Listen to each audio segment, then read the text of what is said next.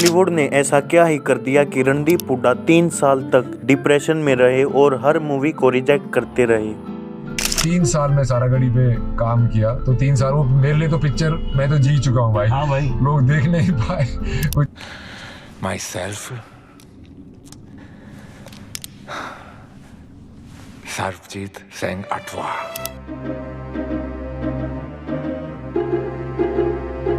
बहुत कम एक्टर होते हैं जो अपने कैरेक्टर के लिए किसी भी हद तक जा सकते हैं। रणदीप हुड्डा उन्हीं चंद एक्टरों में से एक हैं और इतनी बेहतरीन एक्टिंग करने के बाद भी अंडररेटेड आखिर क्यों?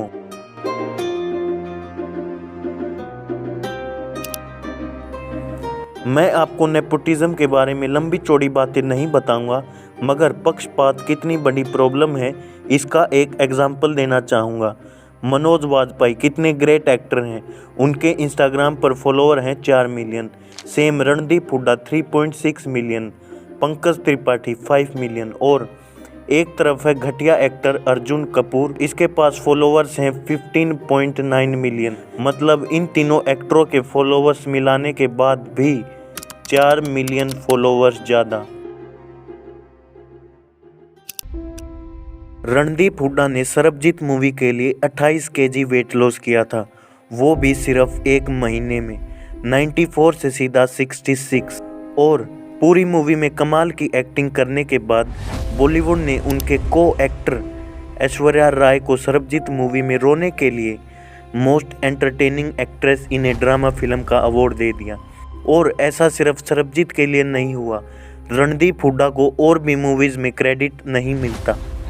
यह लिस्ट है रणदीप हुड्डा के अवार्ड्स की और यह अर्जुन कपूर की। हालांकि इन एक्टर्स का एक्टिंग के मामले में कोई कंपैरिजन नहीं है।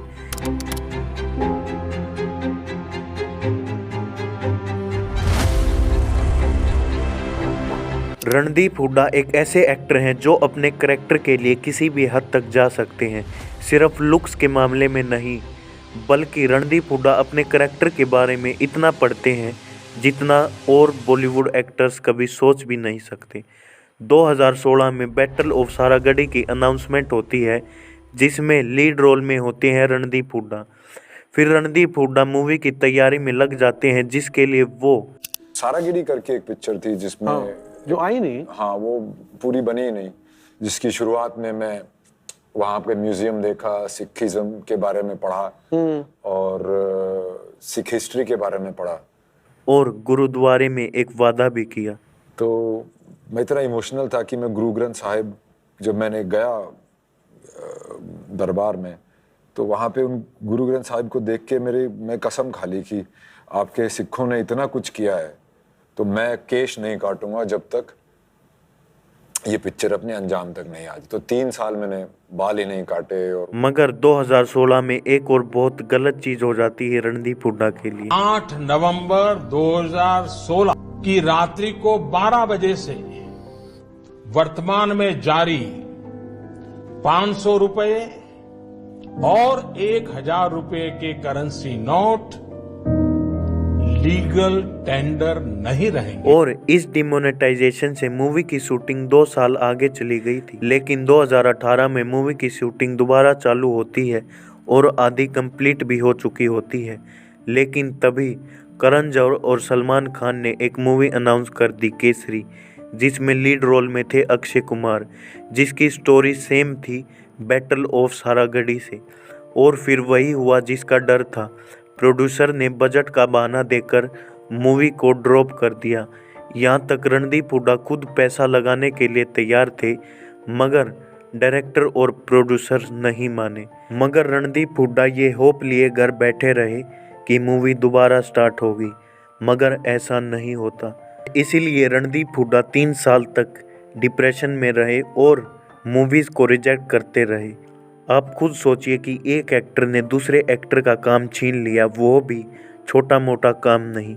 रणदीप हुड्डा के पूरे 3 साल की मेहनत छीन ली अक्षय कुमार ने। और तब रणदीप हुड्डा के बारे में सलमान खान को पता चला तो वे इस मूवी से पीछे हट गए।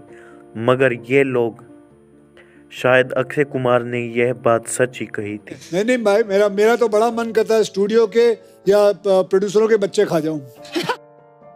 बॉलीवुड में ऐसा पहली बार या आखिरी बार नहीं हो रहा था किसी एक्टर के साथ, लेकिन इतने सालों बाद ये मूवी बॉलीवुड वालों पर एक थप्पड़ है रणदीप हुड्डा की तरफ से, जिसमें वो खुद एक्टिंग कर रहे हैं और डायरेक्टर भी खुद ही।